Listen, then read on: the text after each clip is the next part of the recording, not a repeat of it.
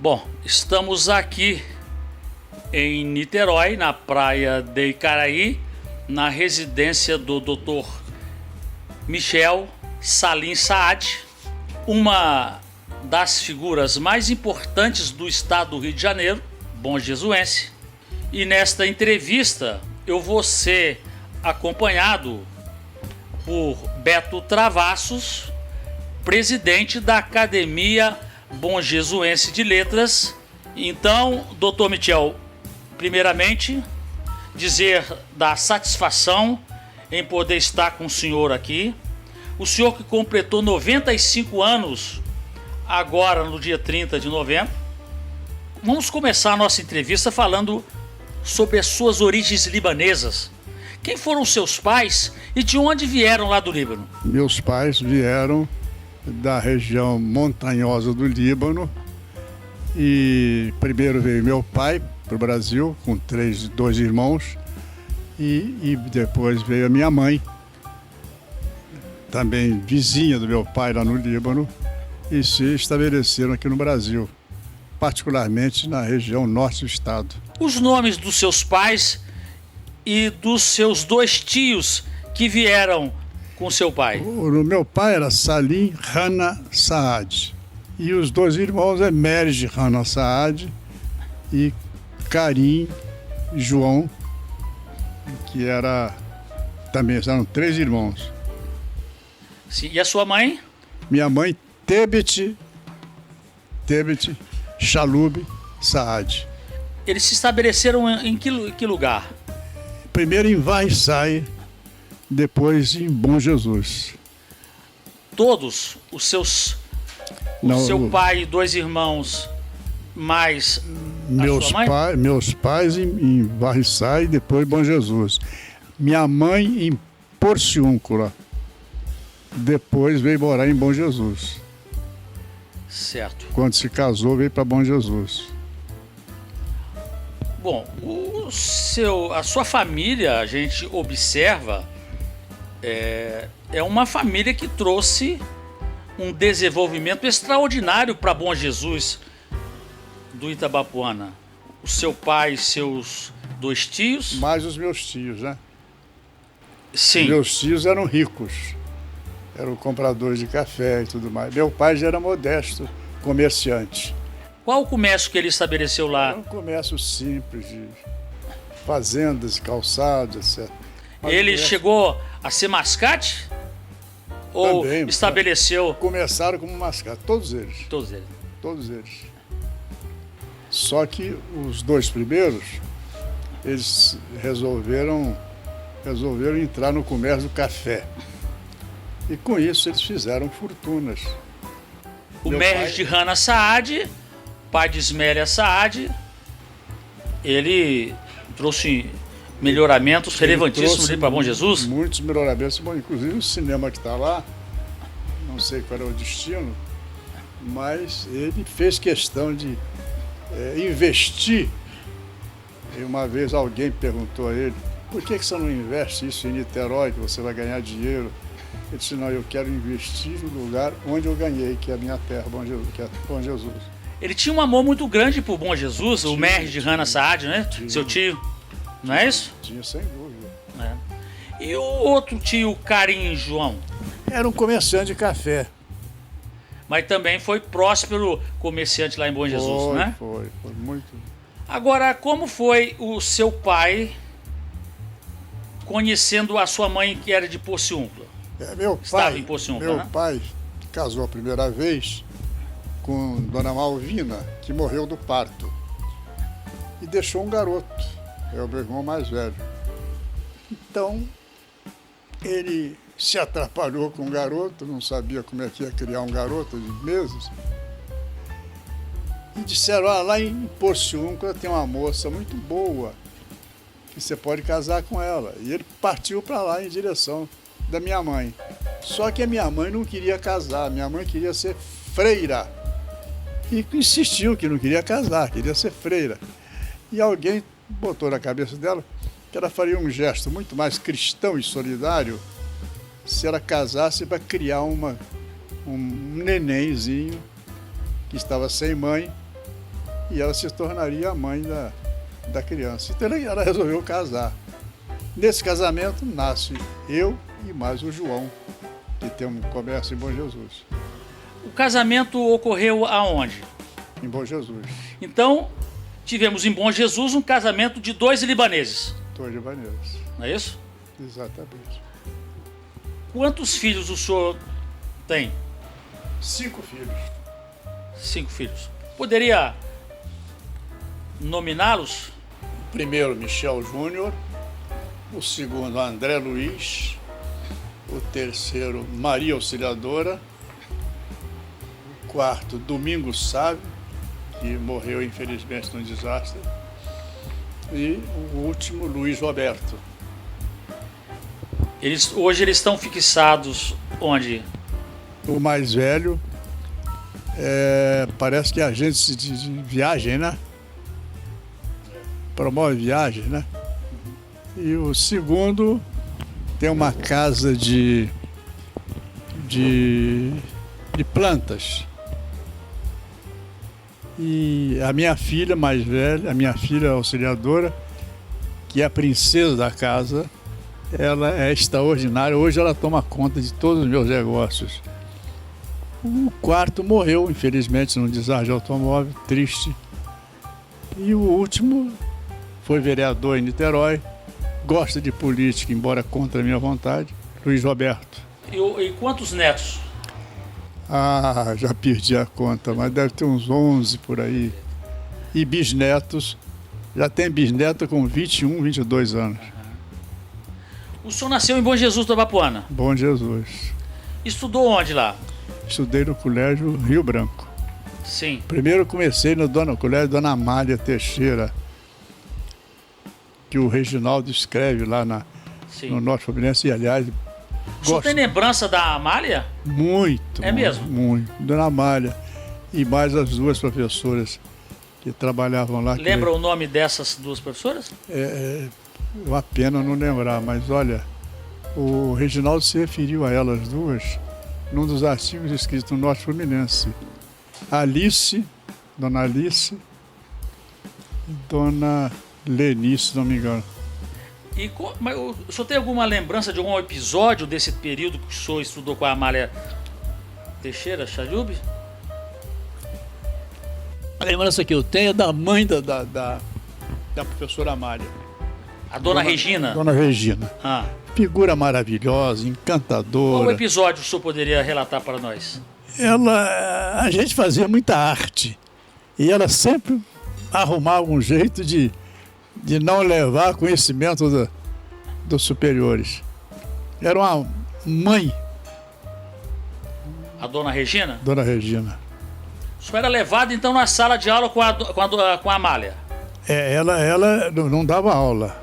A Amália é a diretora? A diretora. Ela não lecionava para vocês? Só coordenava? Só coordenava. Mas era uma criatura maravilhosa, sabe? Bom, então depois o senhor foi estudar no Colégio Rio Branco? Antes do Colégio Rio Branco, eu estudei um período no Instituto do Professor Orlando, que tinha em Bom Jesus, não sei se você lembra. Sim. Depois eu cismei de me tornar padre. E fui estudar em Minas Gerais, em Manhumirim. E fiquei lá um tempo, até que houve uma tempestade muito grande, uma tromba d'água e tal. E eu não consegui voltar. E aí fiquei por Bom Jesus mesmo, continuei meus estudos. Mas nós temos a informação que com cerca de 12 anos, o senhor chegou a Bom Jesus com uma batina cinza. É isso? O meu seminário era de batina cinza. Ah. Mas eu não usava batina cinza. E a batina cinza era usada para quem estivesse já na segunda etapa. Eu estava no seminário menor. A segunda etapa era batina cinza. Era denominado frater. Fazia filosofia e teologia. E depois se ordenava. Esse era o que usava a batina cinza. Mas a característica da congregação era a batina cinza. Sim. Mas voltando aqui sobre a questão do Colégio Branco, o senhor se lembra de algum professor lá do Colégio Branco? Me lembro, Humberto, professor Humberto. professor Deusdete. Humberto Bartolazzi, um italiano? Não, Humberto Capaio. Era um italiano? Professor de latim. Deusdete, professor de geografia. Me lembro muito, Deusdete era muito elegante. O senhor tinha um interesse muito grande pelo latim, não é isso? O latim foi curioso. Eu estava no seminário e eu era o pior aluno de latim. O pior. Até que um dia o superior me chamou, porque o meu professor de latim reclamou que tinha um aluno na turma que não aprendia latim de jeito nenhum. Era eu. E ele então me chamou no gabinete e disse: olha, o senhor sabe a primeira declinação e a segunda declinação? Eu falei: ainda não sei. É muito difícil esse negócio para mim. Ele falou assim: pois então, está aqui a gramática Ragon. O senhor vai para o recreio, enquanto está todo mundo se divertindo, o senhor volta sabendo de cor a primeira e a segunda declinação. Senão, o senhor vai ser eliminado do seminário. E eu fui para o recreio. Enquanto a turma está brincando, eu estou lá decorando primeira declinação, segunda declinação. E voltei e repeti para ele, toda assim, ele falou: agora então você pode continuar no seminário. Eu com medo de ser eliminado. Aí aprendi, tomei gosto pelo latim. Curiosamente, eu ganhei minha vida em Niterói dando aula de latim. Quando o senhor foi? Graças ao Ayrton Seródio. Como é que... só para concluir o seu estudo em Bom Jesus, depois do Colégio Branco, aí o senhor resolve ir para Niterói? Aí eu sonhava em vir para Niterói, como todos os garotos da época, costumavam ir para Niterói para preparar para o vestibular de uma faculdade qualquer. Mas meu pai não tinha dinheiro para pagar. Meu pai não tinha como pagar. Então, uma dificuldade muito grande para eu vir para Niterói. Meu pai disse: não tem como pagar pensão e colégio em Niterói. Então, ficou um impasse. Chegou um amigo do meu pai, chamado Michel Haddad, e ouviu a conversa, e meu pai confiava muito nele. Ele disse assim: pera lá, eu posso arranjar para ele uma representação de meias em Niterói. Ele tinha fábrica em Juiz de Fora. E ele vai vender meia em Niterói. Vender meia. E ele pode pagar o estudo dele. Paga o estudo e paga o colégio. Meu pai confiava muito nesse amigo, concordou. Então você pode ir para Niterói. E eu vim para Niterói confiando em ser um vendedor de meia. Chego em Niterói, o Michel desaparece. Escrevi para ele pedindo, nada, não respondia carta nenhuma. Aí entra o Ayrton Seródio, com muita piedade de mim, morava na mesma pensão. Ele era meio gago, lembra do Ayrton? Maravilhoso.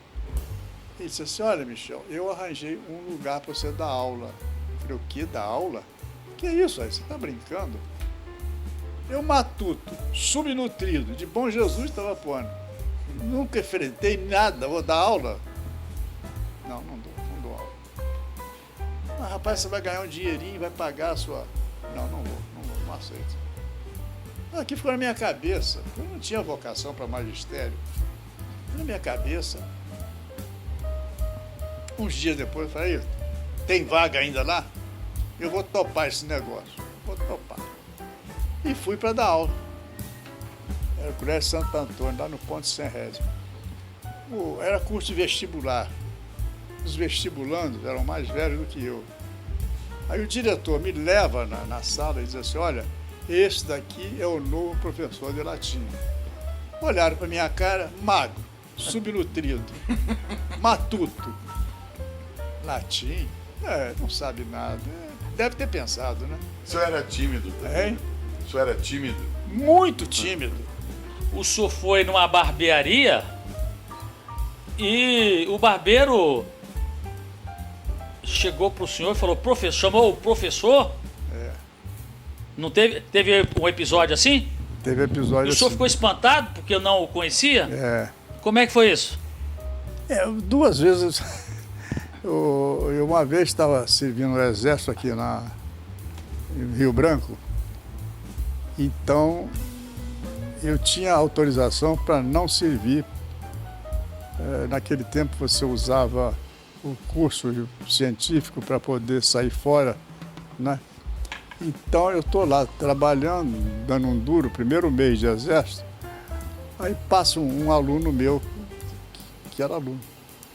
Aí ele disse assim, ué, professor, o que você está fazendo aqui? Eu falei, eu estou aqui sofrendo. Tem autorização do ministro da Guerra para sair daqui. Mas o coronel lá da 2ª CR de Niterói não permite de jeito nenhum. Ah, eu vou resolver isso para o senhor. Sei que ele generosamente resolveu o problema e eu saí fora e voltei para a minha vida normal. Outra vez foi numa barbearia meu, e aliás o barbeiro era o primeiro, ele era meu barbeiro.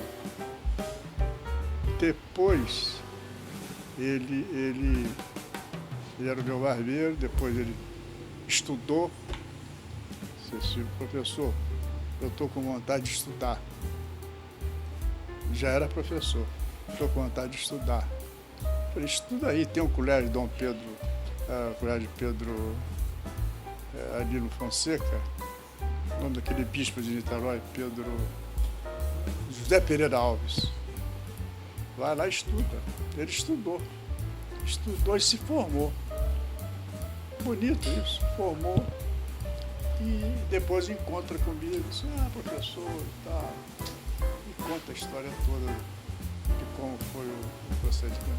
O fato é que o senhor passou seu nome bem conhecido e respeitado aqui em Niterói como professor, né? Aliás, é engraçado, eu notei o seguinte, o título de professor, eu falei com o filho dele que terminou o doutorado essa semana e quer ingressar no magistério. Com o filho do Beto Travassos? Filho do Beto Travassos. Quem é o filho do Beto? O Cristiano. Aliás, os dois filhos dele é o que existe de melhor. É o Cristiano e mais quem? E o Gabriel. O Gabriel está em Brasília, é defensor público federal, de muito talento, muita competência e muita seriedade. E aí o segundo, que é o Cristiano. O Cristiano é menos arrojado, mas é muito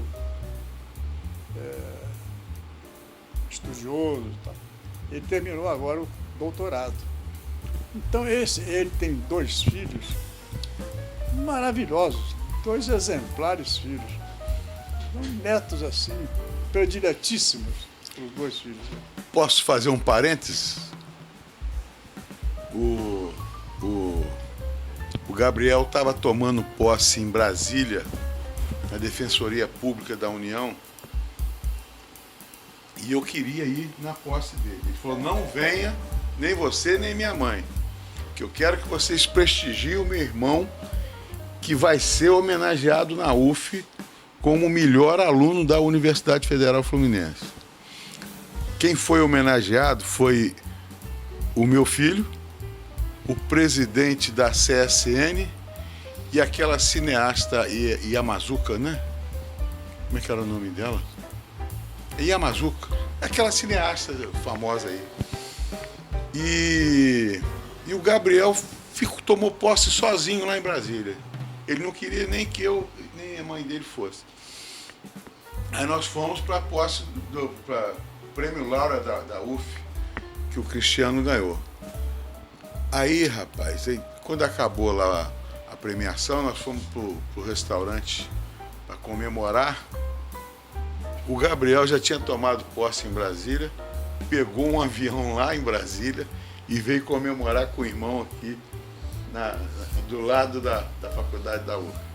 Coisa bacana isso. Eles são muito solidários. São muito amigos. Muitos amigos solidários.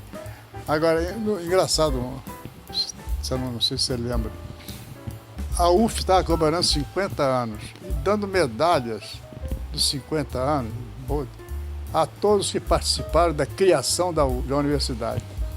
E eu fui até homenageado com isso. Eu, Roberto Silveira, post-mortem e tal.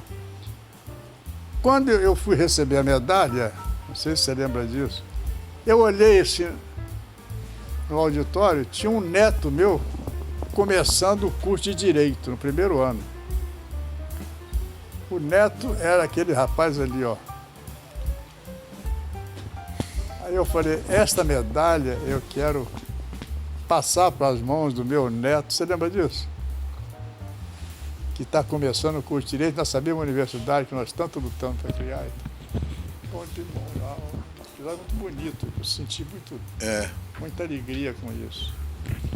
Bom, nós estávamos na sua trajetória como professor, da importância do Dr. Ayrton Borges Seródio, não é isso? E aproveitando a deixa, porque agora, nessa semana agora, a Academia Bom Jesuense de Letras, presidida pelo Beto Travassos, que conseguiu restabelecê-la depois de vários anos inativa, ela faz 46 anos. E o Dr. Ayrton Borges Seródio foi um dos fundadores, juntamente com o senhor, e presidente por longa data. E o senhor ocupa a cadeira número 40, patronímica de Silvio Fontoura, que foi o fundador do primeiro jornal de Bom Jesus, Itabapoana, em 1º de agosto de 1906. Aproveitando então essa menção ao Dr. Ayrton Borges Seródio, que vocês se encontraram aqui em Niterói, não é? E depois vocês se encontram também na fundação da Academia Bom Jesuense de Letras, né? O senhor se recorda de algum fato, de personagem da Academia Bom Jesuense de Letras naquele início? Olha, eu vou ser muito franco, eu não me considerava capaz de me ombrear com as pessoas que estavam na academia. Eram figuras assim muito respeitadas intelectualmente, bem preparadas, etc. E eu achava que eu não tinha altitude para frequentar a academia, integrada de pessoas assim muito representativas e muito cultas. Então eu tive sempre receio de frequentar a academia. Até hoje eu não frequento, porque eu não me achava merecedor daquilo. A verdade é essa. Então, mas o senhor teve contato com alguns membros da academia? Sempre, com Atos Fernandes, por exemplo, foi redator da Voz do Povo. Um episódio importante também, doutor Michel, é a sua atuação no movimento estudantil aqui em Niterói. Foi. O senhor poderia narrar para nós como é que foi isso? Quando eu ingressei na universidade, na faculdade de filosofia e ao mesmo tempo de direito, ambas, eu notei que havia assim, um movimento tendencioso nos diretórios. Eu entendi o seguinte: diretório acadêmico e faculdade não é para ter posição política nenhuma, é estudar então aquilo não me agradava, aquela história de levar para o extremismo da esquerda. Eu não quero saber se é esquerda ou direita, porque eu sou contra qualquer extremismo, esquerda ou direita. Então eu me animei a lutar. Eu vou lutar contra isso. Eu não vou assistir esse camarote. E a primeira... Mas como é que eu ia lutar? Eu era encabulado, tímido, não tinha coragem de assumir. Na Assembleia, que ia lançar novos candidatos, eu tinha que falar. O que é que eu fiz? Eu não sabia falar, eu não tinha intimidade. Decorei um discurso, as palavras bonitinhas e tal, decorei, fui para a praia de Caraí, ficava decorando, repetindo, falando para o mar e tal. E vou para lá, nessa Assembleia. Quando eu subo na tribuna que vejo assim, cheio de alunos. Foi onde? Foi na Faculdade de Filosofia. Então, me deu um branco total. Eu não sabia o que dizer. Fiquei tonto e tal, olhando, não sabia. Tudo que eu tinha decorado Não me lembrava de palavra nenhuma palavra bonitinha, nada. Aí falei, seja como Deus quiser, e vá lá. E toquei. Quando eu comecei a falar, a coisa calhou de tal maneira que agradou os estudantes que estavam lá. A minha posição era a seguinte: a universidade é para estudar, não para fazer política, seja de esquerda ou de direita. E mais outras coisas que interessavam o caso. E isso agradou. Terminou aquela assembleia, eu me recolhi. Então, um grupo de alunos achou que eu devia ser candidato à presidência para enfrentar fazer oposição a esse movimento que reinava na faculdade. Eu falei, não, eu não vou ser candidato de jeito nenhum. Não, não vai. E tá bom, então acabei sendo candidato e me elegi presidente do diretório. Dali, fiz uma boa gestão e fui candidato a presidente da União Fluminense dos Estudantes, antes da universidade. Ganhei também. E dali a coisa começou a espalhar e tal. E O senhor foi parar num congresso internacional de estudantes. aí eu fui parar na Uni depois, né? Depois fui para a Uni, primeiro vice-presidente da Uni. E na Uni eu tive a sorte de um congresso lá em Berlim. Tive a sorte de ser convidado para participar desse congresso em Berlim, que reunia, era o EI. O EI é Assembleia Mundial da Juventude. E fui para lá, tudo pago lá na Europa. Fiquei lá em Berlim, no congresso, de lá eu corri vários países. Bom, dali, é claro que isso daí dá mais visibilidade, né? Aí veio a campanha política, e acabei entrando contra a minha vontade na época. Né? O senhor elegeu-se, então, deputado estadual. Deputado estadual. Foi quando? 1962, mandato em 63. Então, em 1963, o senhor assume como deputado estadual. 63 eu assumi como deputado estadual. Certo. A sua bandeira sempre foi a do ensino, da qualificação do ensino, não é isso? Exatamente. Agora, em 64, com o estabelecimento do regime militar, o senhor é cassado, não é isso? Não. Eu continuei na liderança do partido, da bancada do PTB, e normalmente respondia a 2 inquéritos, inquérito policial militar, que a Revolução implantou. Quais eram os fundamentos para esses inquéritos? Que eu era líder estudantil. Então, como líder do movimento da Faculdade de Filosofia, União Fluminense Estudantes e tal, eu devia ter qualquer ligação com o comunismo. Esse é o pressuposto deles. Então, eu respondi a 2 inquéritos, 2 IPMs. E saí de lá absolutamente nada existe contra ele. No inquérito presidido pelo general Taurino de Rezende, que era Comissão Geral de Investigação, no Brasil inteiro. Fizeram investigação, vários inquéritos contra mim, não encontraram nada. Então eu saí limpo. Agora, doutor Michel, só uma ponderação, porque há quem diga que todo o processo já é uma punição em si, independentemente do resultado. Eu pergunto, o senhor se sentiu constrangido durante o trâmite desse processo? Não me senti constrangido, não. Mesmo porque eu tive muita solidariedade. De pessoas que não têm nada a ver com... Pessoas assim, respeitadas na sociedade. Por exemplo, o almirante Benjamin Sodré, que era uma das figuras mais notáveis da Marinha, de prestígio nacional.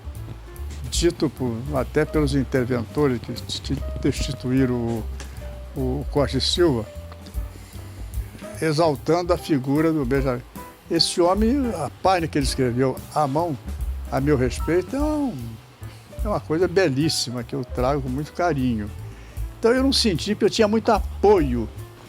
Aí veio 1968, a cidade estava, o país estava conturbado, aquela greve dos 100 mil, aquele negócio lá do Caraboço, morreu um estudante, não é do seu tempo, muitas coisas. E no meio dessa história, eu combatia a corrupção num setor que era presidido por um coronel do Exército.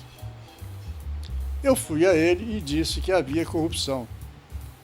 Eu e mais 2 deputados, Deckel e, se não me engano, o João Rodrigues, mostrando que havia corrupção no setor que ele comandava.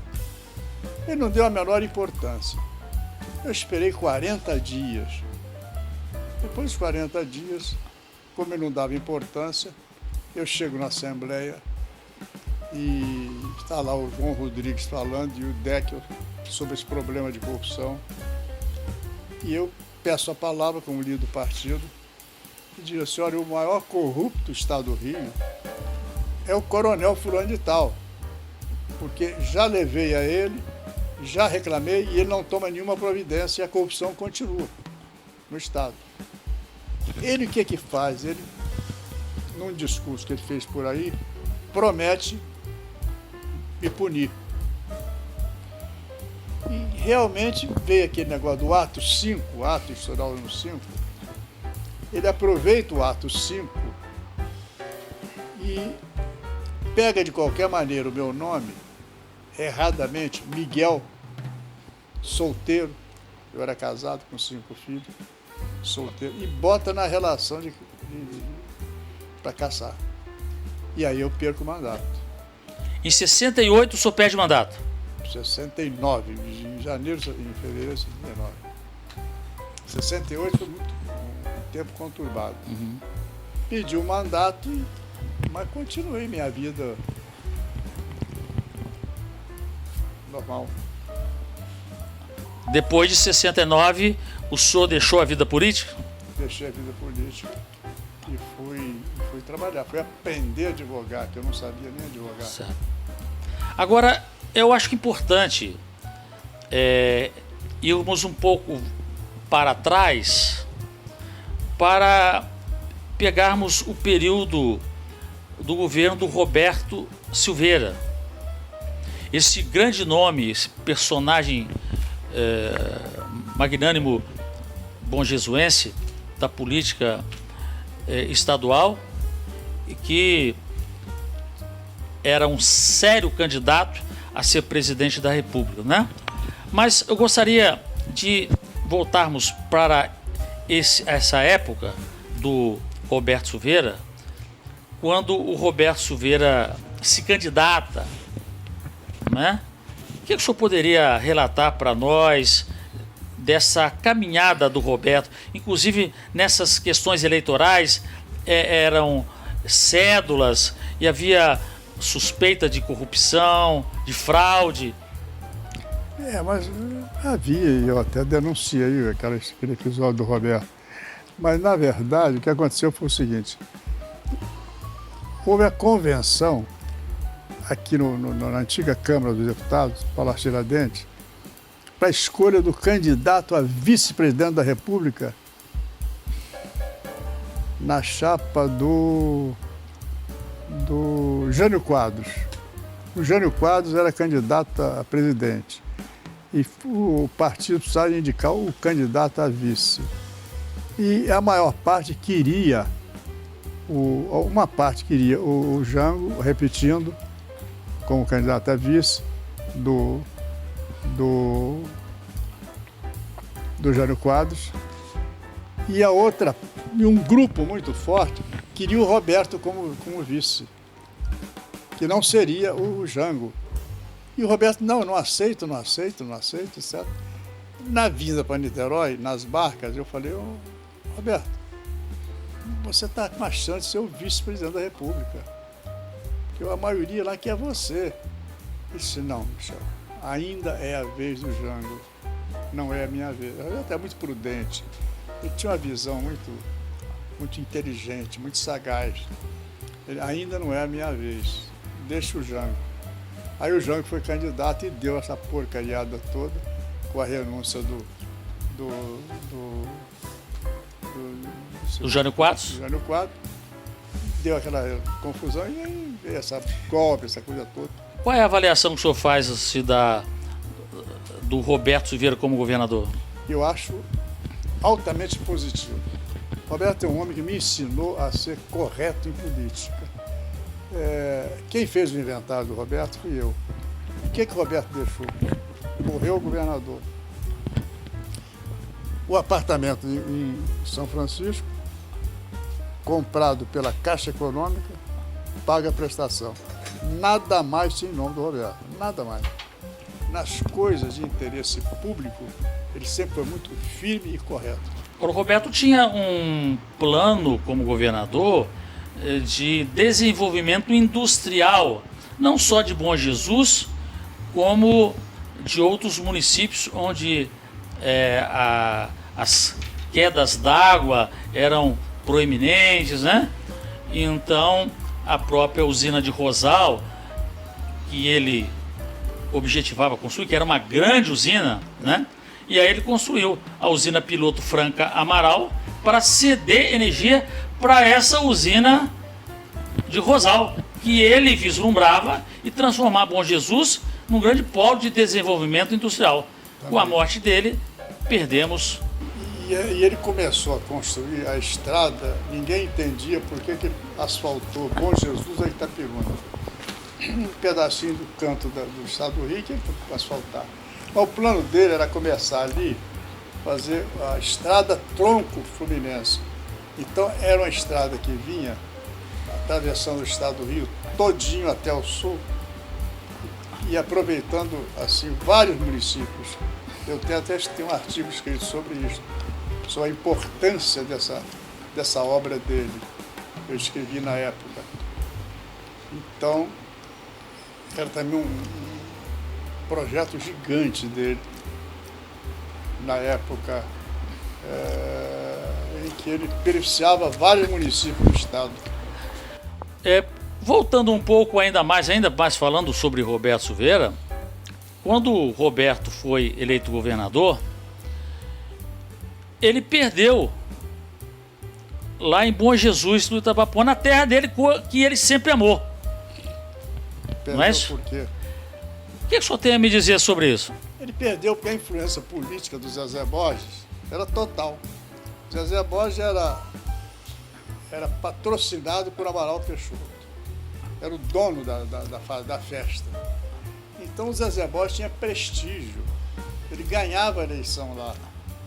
O senhor participou também do governo de Jorge Roberto Silveira, filho de Roberto Silveira, na prefeitura de Niterói, não foi?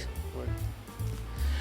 E deve-se ressaltar que Jorge Roberto Silveira, filho de Roberto e de Ismélia, constitui um dos nomes grandiosos até do país, porque a visão de Jorge Roberto Silveira, ao fazer uma transformação, porque tem muitos administradores que não têm uma visão de transformação, não é? E não tem legado. Jorge nos deu aí o Caminho do Niemeyer, o Museu de Arte Contemporânea, uma visão de desenvolvimento cultural extraordinária que agora está sendo reconhecido cada vez mais internacionalmente. E é verdade. O que o senhor poderia falar um pouco aí do Jorge Roberto? Eu acho que você definiu muito bem a capacidade e a visão administrativa dele. É tudo isso que você falou. Todas essas obras que ele fez foram obras notáveis. Agora, não tinha, embora pensasse que eu pudesse ter ingerência no governo dele, nunca tive ingerência. Porque nem ele deixava eu ter ingerência. Qual a sua atuação lá no governo dele? Eu era secretário de governo. Mas por que ele me chamou para secretário de governo? Porque eu larguei, pedi exoneração do cargo do prefeito anterior, porque não concordava com algumas coisas. O senhor trabalhou, então, juntamente com o prefeito anterior? Anterior, exatamente. E dali... Também no como secretário de governo? Secretário de governo. Ô, doutor Michel, uma questão que a gente sempre coloca em relação aos administradores é a questão do legado. O legado, mas um legado reconhecido também pela sociedade. E o que nós observamos é que a maioria dos administradores neste país não tem legado algum porque não construíram inovações, não construíram transformações em favor da sociedade. Não é o seu caso. Eu gostaria que o senhor pudesse elencar alguns êxitos do senhor que constituem o seu legado em nosso estado do Rio de Janeiro e em Bom Jesus do Itabapoana. Bom, em Bom Jesus eu tenho a relação de tudo que eu fiz por lá e vocês já publicaram isso, né? E eu atuei muito em favor de leis, estradas, posto de saúde, isso aqui. Agora, no governo do Jorge, eu me recolhia muito. Porque eu achava que eu me recolhendo, eu estava promovendo o nome do Jorge. Agora, lá em Bom Jesus, em relação ao Colégio Estadual Padre Melo. Ao Colégio Estadual Padre Melo, eu tenho essa alegria de ter conseguido construir aquele prédio. O primeiro e o segundo. Esta ideia surge de quem? O estabelecimento do colégio estadual ali. Eu me reunia sempre com o Coquinho, que era vereador. O nome dele, qual é o Coquinho? Qual é o nome do Coquinho mesmo? Megre. É o pai da Maria Áurea Megre, né? É o pai da Maria Áurea. É o pai da Maria Áurea. Uhum. Oh, meu Deus, que Joaquim Megre. Joaquim Megre. Então, eu reunia sempre com o Coquinho, mais um ou dois vereadores, e o Luizinho Teixeira, que era um entusiasta. Não sei se você conheceu o Luizinho Teixeira, era Não. entusiasta pelos problemas de Bom Jesus. Ele tinha uma visão muito boa. E ele não era político, não. Mas eu aproveitava sempre as ideias dele. Então nós nos reuníamos, assim, ocasionalmente, ou no carro, ou num canto qualquer, para falar sobre os problemas de Bom Jesus. Reunia, por exemplo, no Centro Pro Melhoramento de Bom Jesus, que tinha aquele centro que reunia, levava os deputados e conversava. Era muito bom muito boa. E lá na conversa, com o Coquinho e com o Megre, o Coquinho e o Luizinho Teixeira, vamos criar um colégio estadual em Bom Jesus? E eu me animei com aquilo. Era um sonho. O senhor ocupava na época qual a função? Eu era deputado. Deputado. Eu era deputado. E o governador era quem? O governador era o Roberto, o Bagé. Era o Bagé Silveira. Bagé Silveira. Eu me aliei com pessoas do Ministério, eu esqueço o nome dela, e começamos então a buscar verba no orçamento para dar o pontapé inicial para a construção do colégio. E a ideia do Luizinho era criar um ginásio vocacional. Podia ter sido feito isso, mas Jesus precisa disso. Aquela garotada se forma no ginásio, desiste no meio do caminho. Mas criamos o colégio estadual. O colégio estadual foi muito bem antes do golpe militar. Era fácil você conseguir verba, tal, né? Com o regime militar, seguraram todas as verbas, estava no orçamento já. Seguraram as verbas e não tinham como fazer a segunda etapa do colégio, que era aquele que está lá. Então, nessa segunda etapa, eu tive que lançar a mão do futuro genro do Padilha, que era o governador. Era o homem todo poderoso. E ele ajudou a mim e ao Carlos Garcia. O Carlos Garcia tinha interesse até mesmo construir a obra, né? E foi o Carlos aqui. O Carlos era muito entusiasmado em fazer obra. Aliás, era da especialidade dele. Mas era um cara de uma pureza extraordinária, maravilhoso. E Bom Jesus deve muito a ele. Então nós fizemos essa parceria de busca de verbas e conseguimos liberar essas verbas através do Eduardo Galil, que era futuro genro do Padilha. Com essas verbas começou a segunda etapa, que é esse ginásio que lá está. Quem me ajudou muito ali, um garoto muito humilde, que morreu agora há pouco tempo, eu quero escrever um artigo sobre ele. É o Boacir Boechat. Vocês noticiaram a morte Conheceu? dele. Noticiaram a morte dele. Para mim foi uma surpresa muito grande, muito doloroso isso. Corríamos atrás, viajar para Niterói. E ele era simples, um rapaz simplório, mas era muito entusiasmado.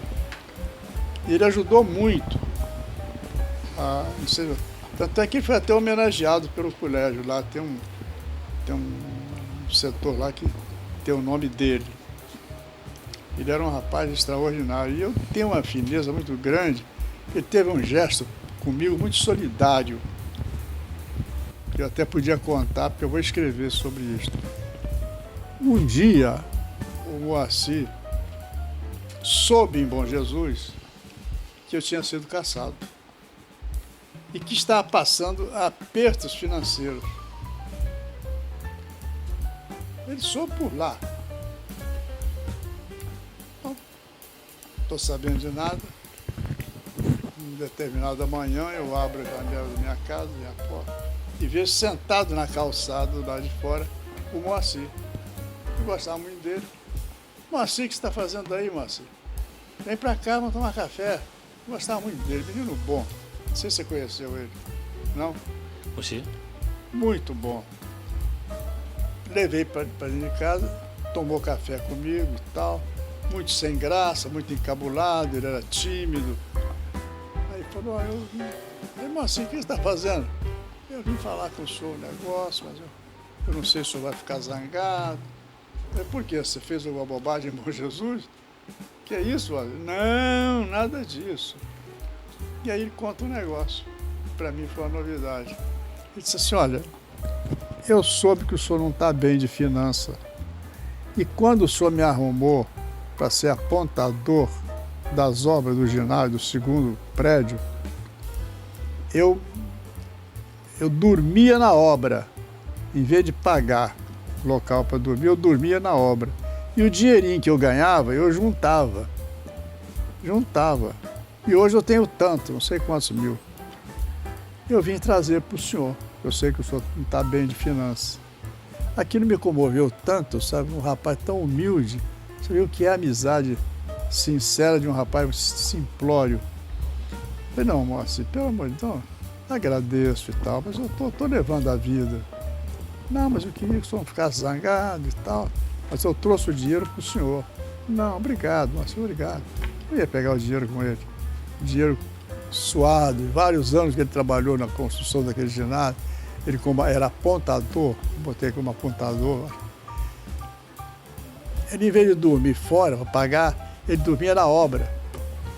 E juntou o dinheirinho. Esse dinheirinho ele veio trazer para mim. Não tem preço uma coisa dessa. Claro que eu não aceitei. Bom, agora nós vamos abordar sobre a família de Michel e da dona Marli, porque esse é um exemplo de casal que ilumina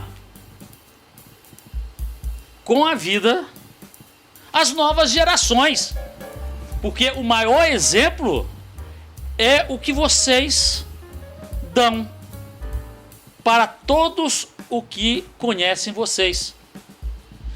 E eu gostaria de ressaltar aqui, como uma introdução, porque os pais do Michel, ele disse, foram 2 libaneses que vieram casar em Bom Jesus.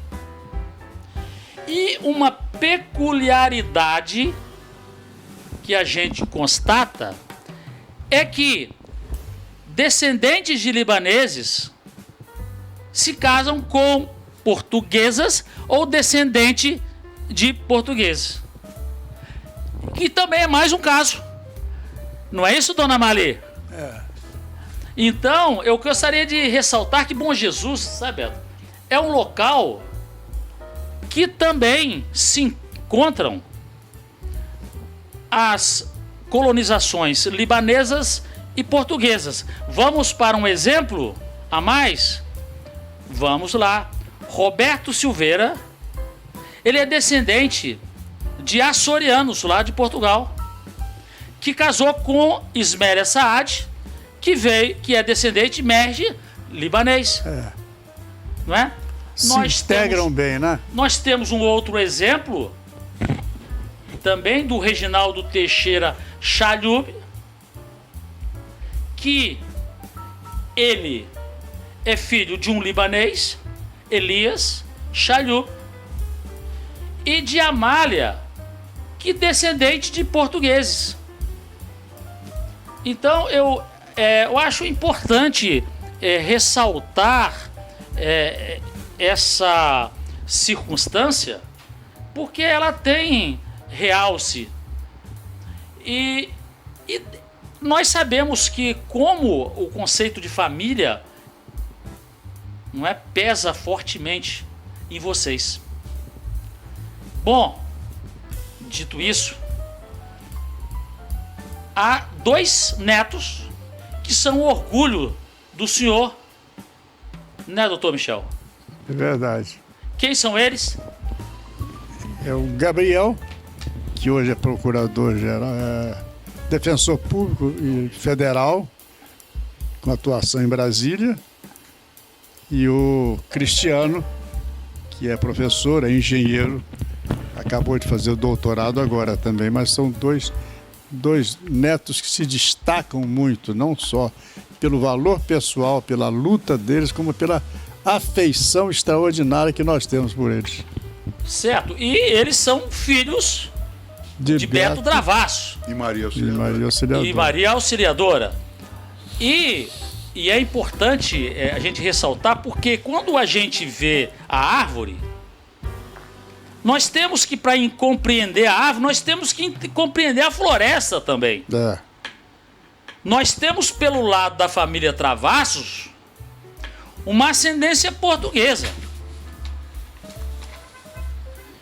E é importante ressaltar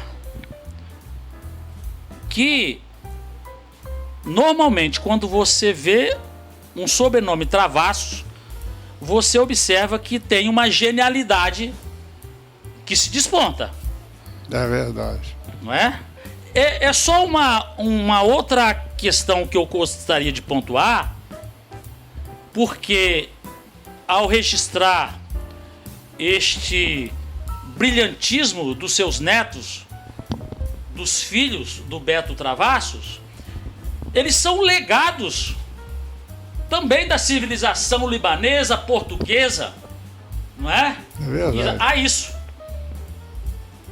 E para nossa satisfação, que também teve início lá em Bom Jesus do Itabapuana. Ai, bom Jesus. Não é isso? Eu gostaria então, com a sua permissão, doutor Michel, que a dona Marli pudesse falar um pouco sobre a vida dela, sobre os seus pais, como é que foi a sua infância e como foi o casamento, o conhecimento do Dr. Michel, e como é que tem sido a sua vida nesse tempo de convivência com o Dr. Michel. Comecemos por seus pais, primeiramente. Meus pais, minha mãe era filha de português, criada em fazenda. O nome dela? Hilda Hilda de Oliveira Nogueira. E o seu pai? Papai era Taliba Nogueira. Certo. O Ataliba, ele era de Bom Jesus? Não, papai era de Minas. E ela, sua mãe? Mamãe era de Ponte do Itabapoana, no Espírito Santo. Mimoso do Sul, sim. Nasceu lá, foi criada lá nessa fazenda. Quantos irmãos? Irmãos, Mas nós somos 5 mulheres e um homem. Sendo que há uma mais velha, que filha só do meu pai, que casou, mas a mulher morreu no parto de derrame. Mas a irmã Todos foi os seus criou. irmãos nascidos em Bom Jesus? Como? Todos os seus irmãos nascidos em Bom Jesus? Todos nós nascemos em Bom Jesus. Certo. Como é que a senhora conheceu o Dr. Michel? Eu conheci ele num bar na Faculdade de Direito, em Niterói. E ele ficou o tempo todo de braço cruzado, olhando para mim, eu dançando. E eu pensando, poxa, aquele rapaz não vem me tirar para dançar, mas também não fala nada. Eu tenho a impressão que eu não vou encontrar nunca mais, porque Niterói é muito grande, né? Eu do interior. Aí eu fui embora, meio triste, né? Mas conformado. Mas logo depois, eu estudando no Colégio Brasil, terminando 4º ano ginasial, eu estou no recreio com a colega, perguntei a ela, o que aquele garoto está fazendo na sala dos professores? Aí ela disse, não, Marlene, não é garoto não, ele é professor. Professor aqui do Colégio Brasil, e tem uma moça que ele namora há muitos anos. Aí eu fiquei meio assim, mas aí ela se animou, né? fiquei muito contente de ter encontrado. E aí fui alimentando, né, a esperança de que um dia a realização que eu tinha, né, nos meus sonhos seria realidade. E realmente foi. Depois de 3 anos, 2 meses, nós casamos. Aonde? Casamos na Catedral de São João Batista, em Niterói. E a senhora, quando veio morar aqui, os seus pais vieram junto com a senhora? Meu pai era funcionário do Estado.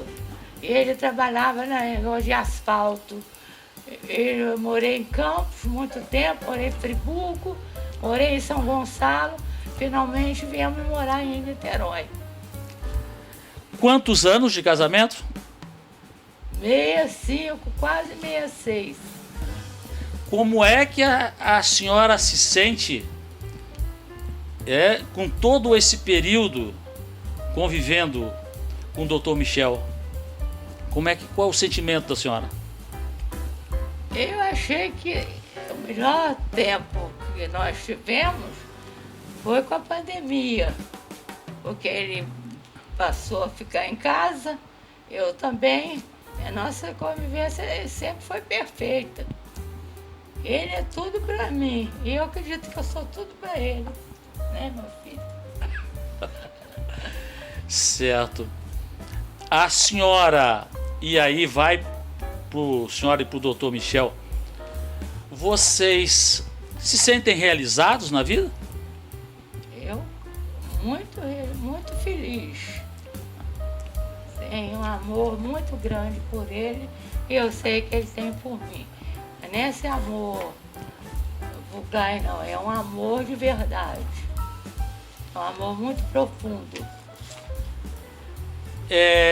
A informação de que vocês são muito religiosos. É isso? Quê? Muito religiosos. Somos muito. Eu formei religião lá em Campos, no Colégio Nossa Auxiliadora. Daí minha filha chama Maria Auxiliadora por causa do colégio que eu estudei. E lá eu fiz primeira comunhão com 7 anos de idade. E sigo o catolicismo até hoje, sem ter nenhuma reclamação. Isso aqui é um trabalho que eu Ela mantinha, fazia lá em Guaba. Se a senhora pudesse Ela- mostrar ali para a câmera, por favor. Mostra. Trabalho de catequese que eu fazia lá para Caseiro, filhos de Caseiro, que é uma região muito carente. Eu trabalhei lá, aqui as crianças fazendo primeira comunhão. A primeira turma foram 18. Trabalhei 12 anos na minha Sempre casa. reuniões de igreja que ela fazia com os moradores de Niterói, né? Reunia esse pessoal para fazer a catequese com eles. E ela recrutava essas colegas todas para ajudar a fazer a Me catequese ajudavam. dela. As pessoas daqui iam de ônibus, de carro, para poder participar dos meus trabalhos lá. Fazia 4 trabalhos. No início do ano, com material escolar, distribuindo para as crianças. No meu aniversário, em junho, distribuía agasalho, ou roupa, ou cobertor. E em outubro eu fazia do calçado. E, finalmente, em dezembro, eu fazia do Natal, do Papai Noel. A senhora e o doutor Michel tem algum projeto de vida ainda para realizar? Tem, meu filho? Tem. Tem um projeto de viver bem e morrer puramente, né? Morrer limpamente. Um projeto de vida pode ser continuar vendo feliz o êxito dos descendentes, como é o caso, porque como é bonito e gratificante ver, né, que o legado, através, no caso dos descendentes dos netos, estarem dando frutos para a sociedade, para o país. Essa é a realização plena da gente, né? E esse eu entendo que de também todo o trabalho e todo o esforço. sempre é um projeto poder acompanhar É. o bem dos familiares próximos, não é? Agora, como é que, doutor Michel, como é que o senhor vê a situação do país? Muito triste. Muito triste. Eu me lembro, no Império, alguém perguntava, falando sobre defeitos da redação da Constituição, aí um deles falou assim, não me lembro o nome, pode rasgar tudo, rasga toda a Constituição e bota só um artigo, o artigo 1º, todo brasileiro precisa ter vergonha na cara. Constituição do Brasil, artigo 1º e único. Isso eu li nos tempos de Império. Então eu vejo com muita apreensão, porque nós tínhamos um presidente aí que, sinceramente, eu não tinha nenhuma simpatia por ele, que era esse que saiu. E o Lula tem uma capacidade, uma loquacidade muito grande, fala em muitos projetos, mas não sei onde é que ele vai parar. Agora, por exemplo, ele vai ser testado o problema da Guiana. Eu acho que ele aí vai sofrer um teste. Como é que ele vai ficar? É Maduro, é Guiana ou é Brasil? Então eu vejo com muita apreensão o futuro do Brasil. Mas a Mesmo situação... porque no Brasil a educação ela não é encarada com seriedade.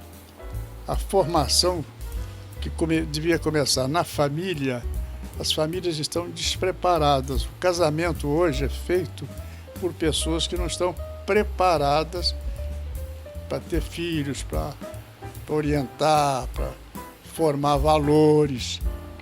Eu acho muito importante você aprender desde cedo valores que você pode carregar para o resto da vida. Eu tenho uma frase que eu disse assim: eu sou o que sou hoje, falei com ele, porque eu sou filho de Dona Tepet, minha mãe. Não porque ela me dava conselho, mas pelas ações dela e pelo comportamento dela, eu aprendi muita coisa e assimilei tudo isto. Então eu agradeço muito os exemplos dela. Aquilo me marcou demais, sabe? Minha mãe marcou demais. Dr. Michel e Dona Marli, poderíamos dizer, sintetizar, então, a situação desta forma? Estou indagando se seria desta maneira. Pelo ângulo familiar, pessoal,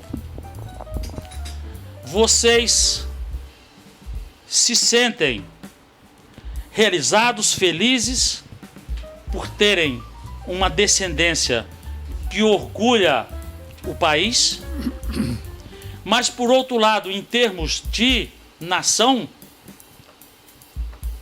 há uma preocupação com o futuro. Sem dúvida. Poderia haver como se fosse um contraste entre a situação familiar, de esperança concreta, para uma questão de preocupação? Eu não sei se seria um contraste, mas é uma permanente preocupação do problema de educação no Brasil, a começar no âmbito da família. Eu acho que a educação começa em casa, começa na família. Mas a família desestruturar, as famílias desestruturadas hoje, como se pode esperar que isso aconteça, doutor Michel? Pois é. Eu acho aí uma questão pessoal. Eu acho que os valores religiosos ainda estão valendo. Seja ele católico, seja ele protestante, ou seja o que for, mas desde que sejam sinceros, autênticos, em consonância com a doutrina que pregam. Uma coisa é eu pregar pela boca e ter no coração. Em consonância com isto, eu acho que tem muito valor a educação em família.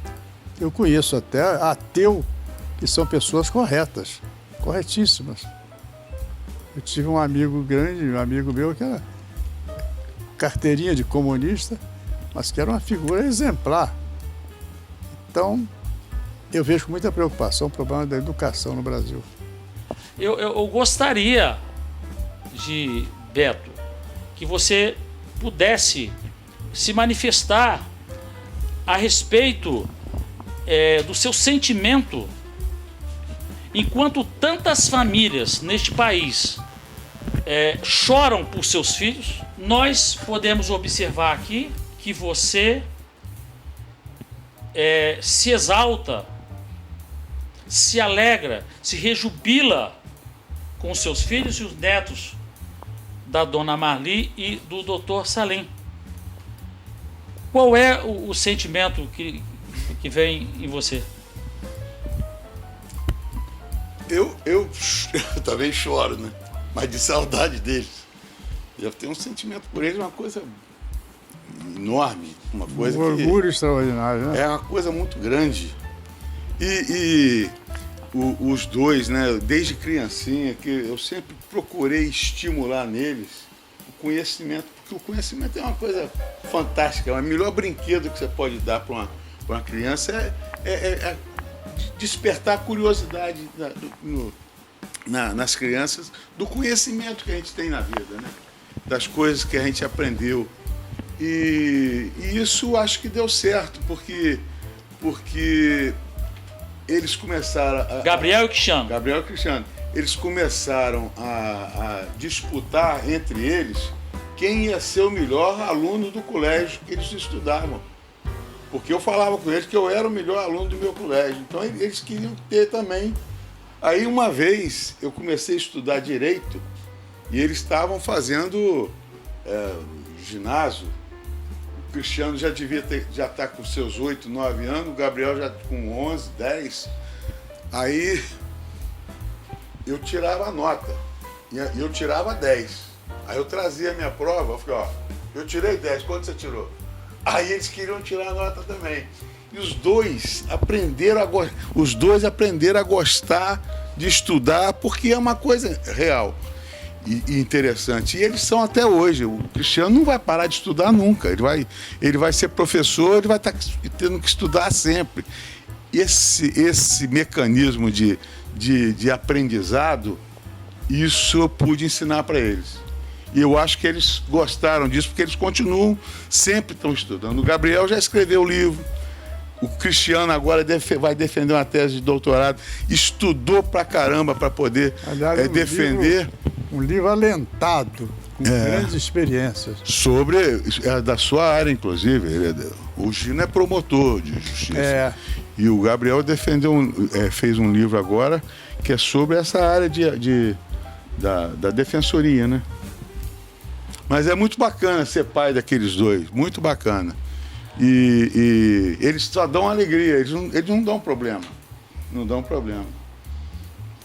Outra coisa, Beto, nós estamos aqui, você como resgatou a Academia Bom Jesuense de Letras, durante muito tempo inativa, e a academia que faz anos, dia 4 de dezembro, 47 anos, onde o Dr. Michel Salim foi um dos membros fundadores. Ele, foi dito aqui, ele ocupa a cadeira número 40, patronímica de Silvio Fontoura.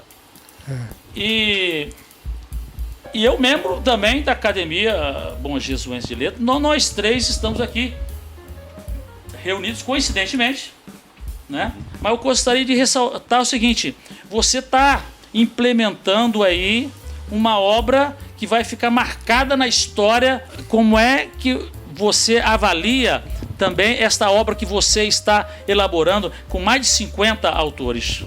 Bom Jesuense. Na verdade são 60 autores, né? E essa obra, ele está falando de mim, mas quem é o grande patrocinador dessa obra é ele. Você já me falou. Porque ele faz as pesquisas. A obra começou, era só para poder dar um upzinho para a academia. E aí a gente ia fazer só com autores contemporâneos que estão aí e tal. Mas aí veio a pandemia, complicou, e aí acabou que a gente começou a pesquisar textos dos autores. Aí ele mandava para mim, olha que coisa interessante, Beto, olha que texto aqui. Os caras estavam lá em São Paulo discutindo movimento literário em Bom Jesus. Aí, aquela coisa interessante. E aí, olha esse outro caso aqui, olha esse caso do Padre Melo, não sei o quê, olha esse fulano aqui. E aquela coisa começou a ficar mais interessante do que um livro. Aquilo passou a ser ali aí eu chego aqui na casa do Dr. Michel, ele me mostra um acervo que ele tem ali de coisas que ele escreveu, que é fascinante. Então esse negócio começou a ficar curioso, aqueles textos começaram a crescer. E tem ali textos que foram esquecidos lá no passado e que a gente resgatou. Tem coisas do Padre Melo de 1870. 1870. Eu acho que é 1870 ou 90. 1890. 1890, né? Tem coisa. São 3 séculos, né, doutor? Século XIX, 20 e 21. E essa é uma área só, a questão da literária é sua, porque nós temos aí, sabemos da sua grandiosidade na área musical, como compositor, como intérprete, como arranjador, como produtor. Quer dizer, você é um artista completo que faz jus a esse sobrenome Travassos, que permeia, né, esses grandes nomes da cultura e da política bonjesuense, regional e estadual. Então eu acho importante salientar, né, este relacionamento da família Travassos com a família Saad, Melim Saad, e da dona Marli, não é? Num congraçamento no fundo, das colonizações libanesas e portuguesas. Mas um detalhe que eu noto: o Travassos geralmente tem um QI acima da média. Isso é constatável. Não é? Para terminar, uma mensagem para os seus netos e bisnetos. Com muito amor, com muito carinho, nós viemos nessa vida partilhando experiências, sofrendo e enfrentando obstáculos, mas que eles, sobretudo, tenham fé e acreditem naquilo que possam sonhar, que venham sonhar. Espero que tenham coragem de enfrentar todos os reveses, todos os obstáculos, todas as lutas, porque pode se tornar vencedor, apesar das dificuldades que enfrentam na vida e que enfrentarão. E que Deus o inspire e ampare cada um deles em particular. Dona Marli, uma mensagem para os seus netos e bisnetos. A mensagem eu gostaria de dar para todas as pessoas que a gente vê através das coisas que estão acontecendo no mundo. Eu acho, desde a pandemia, que a falta de Deus na vida do ser humano tem sido muito frequente. E muitas coisas que nós vemos acontecer, os fenômenos naturais, é obra do Espírito Santo, da Santíssima Trindade. Então, se a pessoa se firmar na fé, através de Nossa Senhora, que foi uma mãe modelo para todos nós que somos mulheres, assim também Jesus Cristo, que se entregou com todo amor para salvar-nos dos pecados. Então, essas pessoas, se eles se aprofundassem na Bíblia, na Palavra de Deus, eles se tornariam mais bondosos, menos agressivos, afinal, eles se tornariam pessoas dignas de dizer: eu amo Jesus, eu creio em Deus. É isso que a humanidade está precisando. Para mim é muito importante, que foi através da minha religião que eu consegui chegar onde eu cheguei. E conheci meu marido, que é uma obra divina para mim. Ele tem as ideias. Nós somos diferentes em muitas coisas, mas nossas ideias são muito semelhantes. É isso que eu gostaria de dizer. Considero também importante que o Beto Travassos possa deixar aqui uma mensagem para seus filhos, que são os netos de Dona Marli e Dr. Michel Saad. Eu queria dizer que eu amo muito os dois e que eles nunca deixem de sonhar e perseguir o seu sonho. E enquanto eles tiverem alegria no coração, a vida deles vai ser sempre muito boa. E que a melhor coisa que tem para mim na vida é rir, sonhar e amar como eu amo essas pessoas aqui, que já convivo com eles há muitos anos. E é isso. E os meus filhotes, que eles toquem a vida deles, que eles façam sempre as coisas corretas e não deixa falha com ninguém. Só isso. Toca a vida, vai em frente, sonha, ri e seja feliz. Eu amo vocês. Tchau. Estamos aqui então com agradecer a presença do Isaac Nascimento, da TV Alcance, que veio exclusivamente aqui em Niterói, na praia de Caraí, para realizar esta reportagem. Queria agradecer com muito afeto a sua disposição de luta, pelo trabalho que você faz na imprensa e mesmo na sua atividade profissional, que é nobre e é desafiadora, agradecer a sua presença aqui, muito honrosa para nós. Eu quero dizer o seguinte, foi tão honrosa que você me obscureceu em muita coisa. Eu não tenho... sinceramente, me faltam palavras para dizer tudo aquilo que eu disse aqui, poderia repetir, mas eu fiquei assim muito entusiasmado com a sua presença. Agradecer muito. E principalmente também a presença de ambos os colaboradores que vieram para cá, sofrendo. Agora eu quero que vocês venham aqui, vocês três, sem essa aparelhagem. Larga isso lá para trás e venham para aqui para comer, para tomar um café, para conversar, para bater um papo, sentar. Não vai ficar em pé aí e outro sentadinho lá, não. Muito obrigado a você que vem dirigindo, né? Mas olha, muito obrigado a você pela paciência, para o senhor que está dirigindo, que Deus ampare, conduza e chegue seguro lá no lugar, no destino de vocês. E a você em particular, sinceramente, você me encantou, como sempre eu admiro muito o seu trabalho lá. Eu leio com muita avidez o seu jornal, porque ele traz muita coisa boa, mas a sua disposição, a sua luta, a sua coragem, o seu ideal é motivo de muito orgulho para nós. Olha, muito obrigado por você vir aqui sofrer com a gente.